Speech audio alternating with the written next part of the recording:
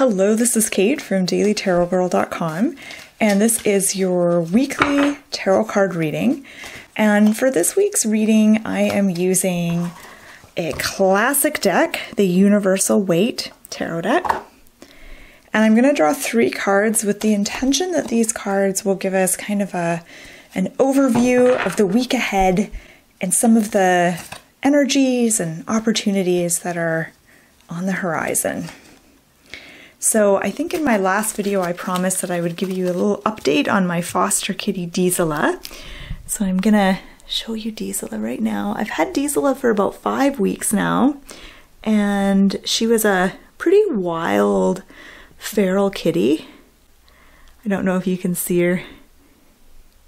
Yeah, she looks so relaxed. Hey, look. Aww.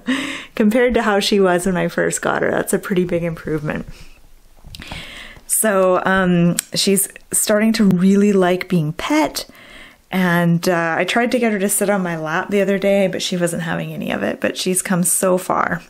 Okay, so let's start with the first card. The first card is for Monday and Tuesday of the upcoming week, and we have the Chariot. So the Chariot is, in a lot of ways, a really exciting card to get. It's about moving forward and finding success. So beginning of the week, this is the time to set goals for yourself and be really proactive in pursuing those goals.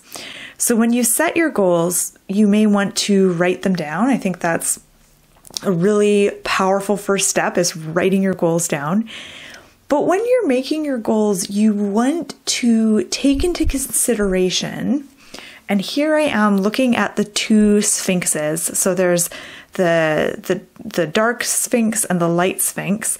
And those 2 sphinxes represent the sort of 2 different parts of ourselves. So there's the part of you that thinks you know what you want.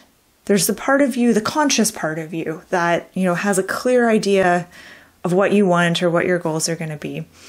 And then there's a part of you that's kind of more subconscious or maybe even unconscious in nature that may want something very different. And so if you set goals that are really only the goals of the sort of conscious public self without taking into consideration the deeper part of yourself, this is where you might kind of fail at achieving your goals. This is when, when you set goals and you think like, oh, this is a really good goal, like this is what I want, but then you don't succeed for whatever reason, or you don't take any action towards it. You know that this is the direction you want to go in, yet for some weird reason you just can't seem to take action towards that goal or to stick with anything. That's because you haven't yet incorporated the deeper part of yourself into that whole goal setting process. So when you're setting your goals, ask yourself, what do I really truly want?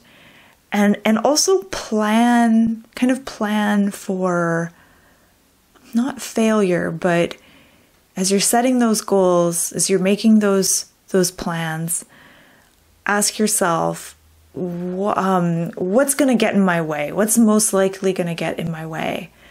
And if that does happen, how am I going to deal with it? So it's kind of planning ahead for mishaps and roadblocks and things like that. Okay, let's move on to second card. This is for the middle of the week, so like Wednesday, Thursday-ish. Okay, so here we have 3 of Swords. 3 of Swords is a card of clarity, and sometimes clarity can be uncomfortable and it can be harsh. It's that feeling when you finally take off the rose-colored lenses and see things as they are, not necessarily how you want them to be or how you wish they were. So it's about really kind of being honest with yourself about how things are, and in some ways, this is about really kind of looking at the cold, hard facts of a situation and being very kind of logical about it, as opposed to sentimental. So what does this card mean for us? Why is it showing up in our reading?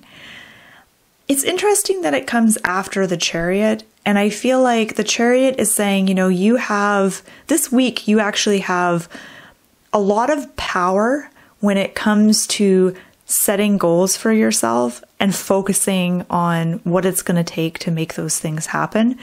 Three of Swords is about being realistic, being practical. So not setting goals that are more dreams than goals, like being realistic, being practical as you're setting goals, and really being kind to yourself too. So as you set goals for yourself, as you figure out, okay, what am I going to focus on? What am I going to put my energy into? Being kind to yourself, asking yourself, are these goals things that I actually want to put my time and focus into? Are these things that are actually going to enrich my life and help me? Or are they just things I think I'm supposed to be focused on? And being realistic, like not setting lofty, impossible goals for yourself, because that is an unkind, unhelpful thing to do to yourself. Let's have a look at the last card. This is for the end of the week. So Friday, Saturday, and Sunday. All right, here we have the Knight of Pentacles. Interesting. It's interesting because the Chariot and the Knight of Pentacles are similar in a way in their symbolism. So with the Chariot, we have a guy the Chariot always kind of confuses me a little bit because it's about forward movement for sure. But if you actually look closely at it, it looks like he's in a brick of concrete. Like it looks like his chariot is going nowhere at all, even though we can see there's wheels on the side, and even the sphinxes are like taking a breather, like they're not really going anywhere. And the Knight of Pentacles is the only knight in the tarot who is not moving. He's standing still. So there is this weird dichotomy with this reading of like moving forward and also standing still. So let's talk about the Knight of Pentacles. The Knight of Pentacles is the most cautious of all the knights, and he doesn't rush forward in a blind way. He likes to plan ahead. He likes to take his time and think things through and mull over things before making a decision. He needs to feel somewhat safe. He's not a risk-taking knight. The other knights are all about the risks and all about the speed and all about the adventure. This knight is like the opposite of that. It's like he's still a knight. He's still about moving forward. He still represents all those knightly things like adventure and action. But he is more slow and methodical about those actions. So I feel like ultimately, I think what's going on here, I think a lot of us watching this, including myself, are stuck in a bit of a rut. That's what I'm getting from all of these cards. We're stuck in a little bit of a rut. And this week, we definitely have an opportunity to start to get out of that rut, but it's not going to happen overnight. It's not going to happen all of a sudden. There's a few things we need to do first. In order to get out of that rut, we need to acknowledge both, parts of ourselves, which is represented by the white and the black sphinxes. So the part of yourself that thinks you know what you want, and then sort of the deeper, more like your soul, what your soul is longing for. Really taking that deeper part of yourself into consideration, as well as the things like your subconscious fears and things like that sometimes get in the way of you moving forward. Needing to acknowledge those as you're setting goals for yourself, as you're trying to move forward. And like with the Three of Swords, I said, this is about being kind to yourself, also being realistic. So not setting ridiculously big goals for yourself. And then with the Knight of Pentacles, what I'm getting here is that in order to move forward, it's like you need to create a sense of safety for yourself. And whenever you're moving forward, there's always an element, whenever you get unstuck, whenever you get out of your rut, there's always an element of risk, of doing something new, taking a new approach, getting unstuck. There's always going to be a certain element of risk. But if you feel like it's too risky or too much outside of your comfort zone, it's going to cause you to kind of dig in your heels, whether you do that in a conscious way or kind of an unconscious way. So it can happen in an unconscious way if you set all these great goals for yourself and then you start sabotaging yourself and you don't understand why. You know, like you say, I'm going to cut out sugar, and then you find yourself baking chocolate chip cookies the next night, which is what I did yesterday. To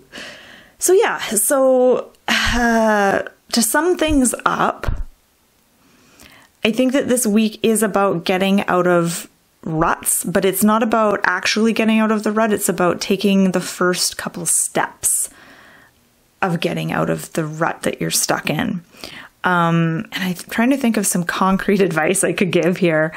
Number one is to write down your goals and then assess how excited you actually are about them on a scale of 1 to 10. Because if you're not that excited about a goal, you're probably not going to have the energy and motivation to do the work that you need to do in order to make something happen. So I think journaling, writing down your goals is a first step. Making sure those goals are realistic. If they're not, it's always okay to have an unrealistic goal, but the steps to achieve that goal should be realistic, if that makes sense. Like say you want to lose 100 pounds or something like that. Well, your first goal should be to lose 5. You know what I mean? Like you take baby steps towards that goal. And then, Knight of Pentacles is about, it's about thinking things through, like taking your time, thinking things through, not doing things in like a really rushed, hectic kind of way, being slow and methodical. And it reminds me of, you know, once you set goals, you're going to have to, if you went to, sorry, I keep babbling on and on about goals, but once you write your goals down, you want to take consistent action towards them. And this is not about taking big, sexy, exciting action towards your goals. It's about sort of the kind of boring day-to-day action, you know, little steps every day getting you towards your goals. Okay. I've been babbling way too long. So I want to open it up for you. If there's anything you want to add to that, if there's anything that you're noticing on the cards that I didn't mention that you want to mention, feel free to mention it in the comments. And if you enjoyed this video, please feel free to subscribe to my channel. Check out my website, dailytarotgirl.com. I've got loads of fun tarot learning resources on there for you if you're interested in learning more about tarot. And I just want to say thank you so much for watching. And I hope you have a good week.